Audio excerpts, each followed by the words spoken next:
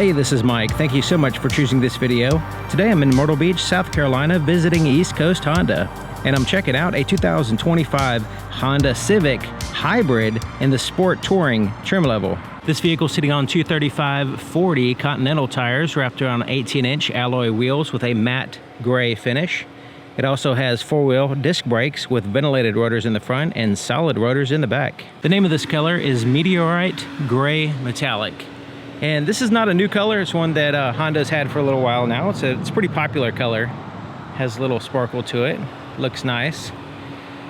Now here in the grille, it has the matte black portion down this area and then the gloss black right in here. Now you notice there's a parking sensor right in here and there's a parking sensor here. So they're integrated in two different surfaces, I guess to get better visibility, I guess, with the sonar system.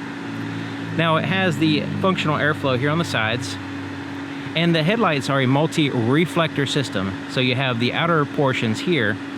So the low beams are on now, so the low beams are this outer portion, and the high beams are this inner portion that joins in. It's kind of like an eyeball in a way, but it does a pretty good job. I have a lot of night videos on Hondas, and this system works fairly well. Looking at the profile, it does have body colored handles, and the side mirror is a gloss black, and the pillars right here are a matte black. So it'd be interesting if they had gloss black here, and then that way if you tinted the glass, it kind of solidify all that glass, but it's all matte black there. I really do like these wheels. They're easy to clean, they look good, they're not directional, and you know, they're not overly tacky or anything like that. I think they really look good, especially on the high trim like this. This is what the key looks like, and it's a full proximity system, and they introduced this key in 2022 with the 11th gen completely redesigned Civic. And I think it's a really good key fob. It's not as heavy as the previous one, and it has the same functionality, and it's fairly easy to use. So you have the lock, unlock, remote start, the ability to open up the trunk, pop it, and then the panic button there as well. There's also a physical key location here on the inside. But yeah, well done key. And it's the type of key where all you have to do is put your hand behind the handle to unlock it and put your hand on this little sensor right here to lock it. There's also a physical key location here right behind, right under here. So you just angle it up and you're able to unlock the door if you need to. The inside of the passenger door, and this one has all black interior. So it's a soft touch material right up here. So it's an injection molded type material. Then you have the hard touch that goes down here, here, and here. But all this is soft here. It's like a vinyl type material here and here. This handle is enclosed. You can utilize that as a pocket, and then you have the larger pocket there at the bottom. And then it has this really cool design. It's kind of like a carbon fiber look, and it's surrounding the controls there. And then there's a gloss black right in here. Looking pretty nice. So the threshold doesn't have any kind of fancy seal plate or anything, just normal. Power seat here on the passenger side. Now it doesn't go up and down, it just goes forward, back, and then tilt the back here.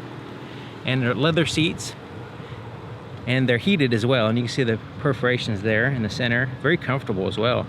Did a good job on these seats. Look good, feel good. Very high quality looking. Plenty of legroom here. So you can see all that wide open space. There's no real tapering or anything going on back up in there. Lots of space. There's a non-locking glove compartment. This is hard plastic under here, and it has a pretty decent size, smooth plastic on the inside as well. Some gloss black right in here, matching the doors, and then there's this honeycomb, which is actually a metal material, and it hides the vents back here, and these little posts right here stick out, and you can adjust the vents, but they're mostly hidden behind that honeycomb metal surface. Looking really cool. Nice and sleek all the way across. It's not segmented or anything. And you have a non-reflective, kind of rubbery soft, non-reflective dash there.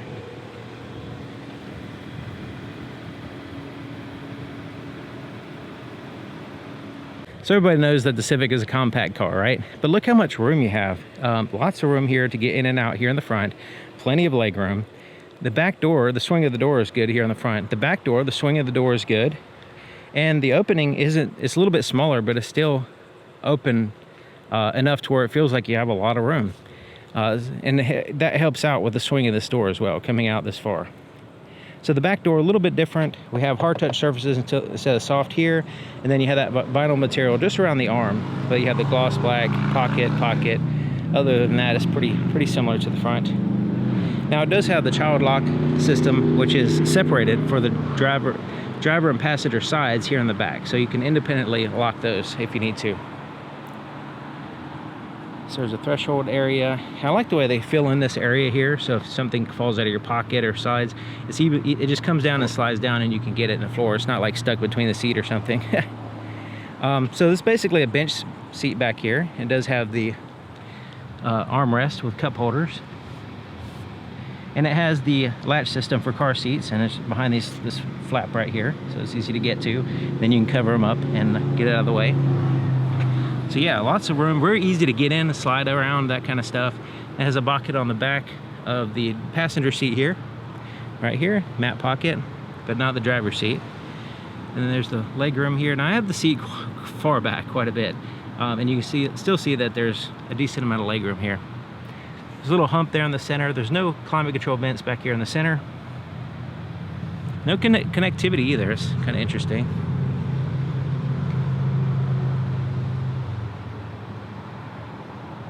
Taking a look at the back of the vehicle, it has a body color shark fin antenna right here at the top of the glass. The third brake light is at the bottom of the glass right here. And it has a combination of LED and standard bulbs for the tail lights. So it has the sport touring badging, hybrid badging, which is new to the Civic, and then there's parking sensors across the back, and they're integrated here in the bumper, basically the bumper cover, body colored. Now there's reflectors down here, and the exhaust is fairly well hidden there on the right side. The backup camera is offset, unfortunately, right here. Wish it was in the center, but there it is. It works well. It's actually the view from the backup camera looks really good. I'll show you what Honda does. They do a good job. I wish all manufacturers would do it the way the Honda does it. Okay, so let's lift this up. You can use use a key. There's a button right under here, right next to that light, right in the center. There's carpeted portion under the trunk there. There's actually a handle right here as well for pulling it down. There's an emergency release. Okay, so lots of cargo space in the trunk here. You can see it extends there on the side quite a bit. Here on the right side. This is the floor mats and the front tag holder. Kind of move those out of the way here so you can see lots of room. Now it doesn't have a spare tire, just have a tire inflator kit. Let's look under here. It looks like there is enough room. Yeah, it looks like there's enough room to put a spare tire in here. So I'm assuming it's an option. I hadn't really looked into it, but should be able to buy one and put in there because it looks like there's enough room. Now let's say you can fold the seats down if you need to, but look at this. It does have some exposed metal under here, so I want to point that out. And there's the trunk light. And it has a 60-40 split seat system, so you can fold the seats down, add to your cargo space while still maintaining passenger space if you need to by just folding one side down, or you can fold both of them down and have a lot of extra space. There's a little bit of a lip there between the trunk's height and the seat height, but it's workable. Fuel door is here on the driver's side, and it locks with the vehicle. So when the vehicle's locked, it's locked. And it's just a capless design. You don't have to worry about a cap being loose or anything like that, checking is the light turning on or anything like that, or losing the cap, or getting your hands dirty touching the cap. To start it up, as long as you have the key inside the vehicle, you just press and hold the brake, and press this button right here. And when it starts up, it turns red, that button. Now, since it's a hybrid, the actual engine may not start. It might just turn on everything and say ready to drive, but it may not actually start the engine. Here's the floorboard in front of the driver's seat. Now the floor mat snaps in place, unlike the other side. There's the accelerator, brake pedal. It has that sporty pedal look. There's the footrest, that's essential for me. Let's take a look under the hood.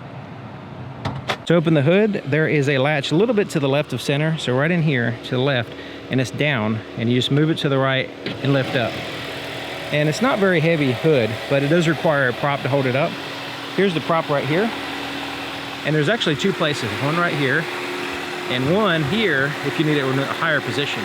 So that higher position really helps out getting out of the way. It is just fantastic. So you can see it looks like a regular car. Like, it doesn't look like, other than the orange cables here, it's not immediately recognizable as a hybrid. You can still see there's an engine there, 2.0 liter 4-cylinder engine, front wheel drive, and with the hybrid system, it puts out 200 horsepower and 232 or 233 pound-feet of torque, somewhere in there. So pretty impressive power that this vehicle can put out with the hybrid system. It's more than the SI, which is interesting. So you can see there's the exhaust here in the front. And you notice that, you know, it's a front-wheel drive vehicle. So if you're not familiar, this is the front of the engine. This is the back, so this oriented this way. And the transmission, which this vehicle is a little bit different. It has a kind of like an e-CVT type system, where when you drive it, it's going to feel like a CVT. You know, that's the way it's going to feel. It's going to, you know, pick the appropriate speed ratio as you're driving, and it's just going to handle everything and be very economical doing it. The battery is easy to get to. It's over here. It seems like the Civic's had that battery in that location for a long time, as long as I can remember. The blind spot detection system and rear cross traffic alert indicators here on the side mirror, right there on the glass. It illuminates when there's a vehicle in your blind spot. Now the driver's door is just like the other side, except for it has a few more buttons. You have the button to release the trunk here, and then you have the power window switches here. So the front two are automatic, one touch up and down. Pretty fast. And the back ones, see how far they go back. Yeah, they go down almost all the way. And you do have to hold it to raise it and lower it. Door lock controls there. Side mirrors, just pick a side and you adjust it with that little pad right there. Pretty straightforward. So the driver's seat, it is powered just like the passenger seat, but it does have the ability to tilt, raise the seat and all that stuff, just like a dentist chair, up and down, up, forward and back. And then you tilt the back there. And once again, very comfortable seats. Heated, leather, black leather seats, looking pretty cool. To the left of the steering column, so right in here is the traction control off button. Default will be on. And then the dimmer switch for the interior gauges is here, and it has a tilt and telescoping steering column. You just lock in place here. I'm sitting behind the wheel, and I am 6 feet tall, and the driver's seat is all the way back and all the way down to give you an idea of the potential legroom. And it's fantastic. I would actually have to pull up the seat a little bit to drive safely, so I can press the brake all the way down and stuff like that. So yeah, lots of leg room. This right in here doesn't really, it's a hard surface, so luckily it doesn't, my leg doesn't, you know, bump into it or anything. Even more room on this side. So yeah, all good. Leather wrap steering wheel, feels good, good thickness, and just overall looking good. And I like the way they have the simplistic design here. So you have the volume for the radio here, changed to the tracks. You also have down here this little dial. It's kind of like a rubberized dial, and that helps make changes here on the screen. We'll get to that in a minute because there's another one here. So the cruise control is here on the right side. You can turn it on, set, resume, cancel. Pretty straightforward. You have the lane keep assist system, and with the adaptive cruise control, you can set the distance between you and the vehicle in front of you and just cycle through the distance that you want and just rest on the one you want. It does have the pedal shifters as well. Since it doesn't have gears, it's more like a speed ratio. You know, you're able to have some control over the speed ratio. Windshield wiper controls are here. Turn signals on this side, but it also has the headlight switch. So you can toggle off the headlights here, toggle back on to automatic, and then you have parking and then headlights on. The gauge cluster is basically just a big screen. It does have some fixed gauges here. So this is the battery percentage here, and this is the fuel tank right here. But here in the center, it has a digital speedometer. It has the regular speedometer here on the screen, so it's kind of like digitally represented. Over here, you have the status of the power of the vehicle. So as you're using electricity and using power, it'll go up. As you're slowing down or going downhill or coasting, it's going to go down here, showing that it's recharging the battery. So using the battery, recharging the battery. So as you drive, you can keep an eye on that. Accidentally hit the horn. So you can keep it on that if you want to. So you can customize the screen. So here on the left side, this little dial right here, let's scroll up and down. So this gives you your different audio sources, and then you can select the one that you want. And you can also customize this side of the display. So you can show and hide certain audio sources that you don't want to use. So right now they're all check marked. You can also go right there to have this on or off. So if you want this off, you can go there and it just shows that. So there's nothing on the side now. All right, so this side has a little dial, and we can customize this as well. So right now, it's in maintenance mode because the vehicle just got off the truck. You can see it has 2 miles on it. So let's go right here. So this shows the status of the energy monitor. So where the power is coming from, whether it's coming from the engine, the battery, or the wheels, actually, because you're coasting and the power regenerates the electricity. So as you're driving, it'll show up right here. The next one shows your range and your average fuel economy and stuff like that, which is all skewed right now because the vehicle hasn't been driven. Average speed and all that stuff will show up here. You have a navigation compass, then you have the attention level, status of the seat belts, maintenance, safety and support system, which you can go in and turn on or off features if you need to. They're all turned on now. And then you can choose no content if you want. If you just land on this and just don't do anything, it'll just go away. You see that. So let's go back here to customize display.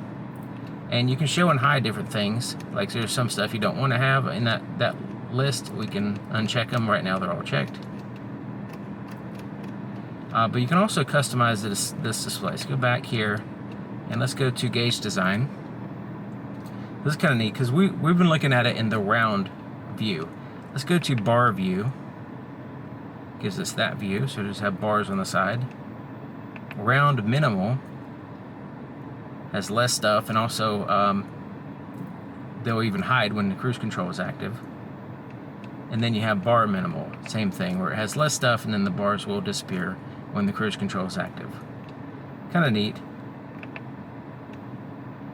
Let's go back there and let's go back to the round because that's pretty standard. Most people are familiar with this view right here.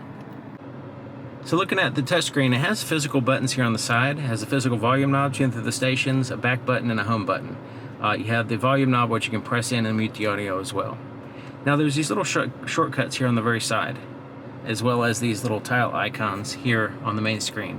And we can customize these if we want to. So we can press and hold this, and it pops up this menu. And basically what we can do is choose the one we want to edit. So we choose this one, and we'll change that to the clock. And let's choose this one and change it to, let's see here, power flow. All right, now we can edit hum. So if we want to edit any of these, we could do that. So if we want to go to AM, we can hide that since we don't want to use it. And then we hit the back button to get out of there. So we can customize both the shortcuts here on the left side as well as the main tiles if we want to have that. I like the way it has a digital clock here as well. It's always there and it's large, easy to read. You can see right where to glance at it while you're driving. Let's look at the Google Maps because this has the Google built in. So it has the full Google Map system where you can do searches and all that stuff as well. You have different settings. It has the voice recognition, all that stuff. Look at the digital clock here, which is pretty cool. Different clock faces. I like that one because it has the date. You can look at the power flow as well here. Very similar to what we saw on the other screen, but more bigger and more detailed. That kind of stuff. You can always go home. And there's the different settings here. Vehicle settings, profile settings. All that stuff. So yeah, it's fairly straightforward using the system. Once you get the hang of it, there's quite a bit of stuff in there. You don't have to go in and change everything if you don't want to. You can just have the main tiles that you want, the main shortcuts if you want any shortcuts. You can, if you don't want any, you can minimize that if you want, or just have just the relevant ones that you want, and make it and simplify it really well in the very beginning. And then that way, it's a very even simpler than what it is now to use. So yeah, really well done system, I think. So there's the four-way flashers. Here's the climate control. So dual zone. You have the driver and the passenger. So you can adjust it right here. Right now they're synced, but you can adjust them separately. So you can see the numbers there. The fan speed's there in the center. So as I turn it to the left and right, you can see it has that, but also has this little color dial as well. Pretty cool, illuminated. Looks really nice there on the center. Shows the status of the fan speed and everything. And then there's where you want the air to blow, the front and rear defrosters, recirculate the air. There's a heated seat, which is a 3-stage, high, medium, and low, and off. Same for the passenger, 3-stage. Now as you adjust this, it also shows you on the screen there at the top as well. Shows you what's going on. So there's USB-C ports, 2 of them, 12-volt power supply, wireless charger with a rubber surface so the cell phone doesn't slide around on you, and also these little bars here on the side, it keeps it in place. Really well done. Unlike Subaru. Okay, so there's the shifter. Let's go ahead and put it in reverse because the parking sensors activate. And also this camera is, even though it's not in the center, it does a really good job of being able to see around the vehicle. Because with this view specifically, this one is more of a linear view. This is what you'll see in most vehicles.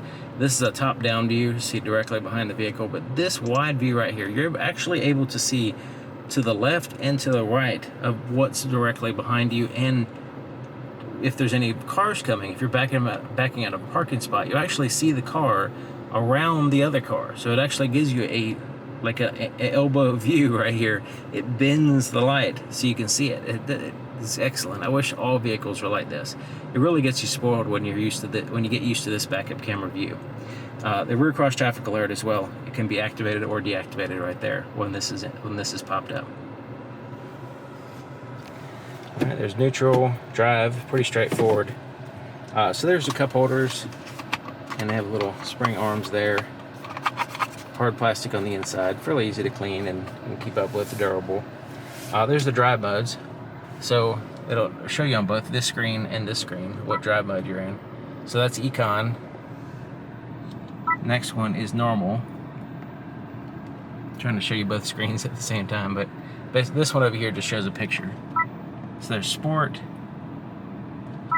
and then individual, so you can customize it if you want. And then you can go in there and customize it on this screen if you want. So let's go ahead and customize it. So you have the powertrain, steering, engine sound, and gauge. Engine sound, we can go to sport. Steering, sport is a stiffer feel. Powertrain, you can have sport, econ, or whatever. And then gauge, you can have the sport or the normal. So sport is basically just gives it like a red look, looking pretty cool.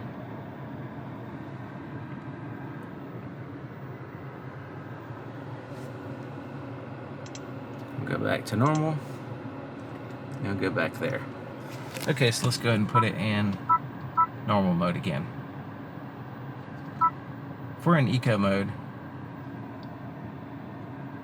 then it's going to give you a little bit better fuel economy. Not a huge amount, but it will diminish even your air conditioner, that kind of stuff. Electronic parking brake, when you lift it up, it engages the rear wheels, and it gives you a little indicator light there. To release it, you just press and hold the brake, and then push it down, and it releases it. Has a brake hold function where it holds the brake for you when you come to a complete stop. So if you're just sitting at a traffic light or traffic jam or something and you want that to do that, you can. I'm not used to it, but if you want it to hold the vehicle when you come to a complete stop, you can have that feature. It'll release it as soon as you hit the accelerator. So this armrest, very soft and comfortable. Really like it. And it lifts up and it's kind of spring loaded so it doesn't slap back down on you. Lifts up right there. There's a little quick access little tray right here. It has this little Civic Easter egg on the back side, which they've had this for a while. It's not a 2025 thing. But under that, there's actually two places. You can put it here or back there. And then there's a storage compartment in here. Nothing really fancy or anything, just a basic storage compartment.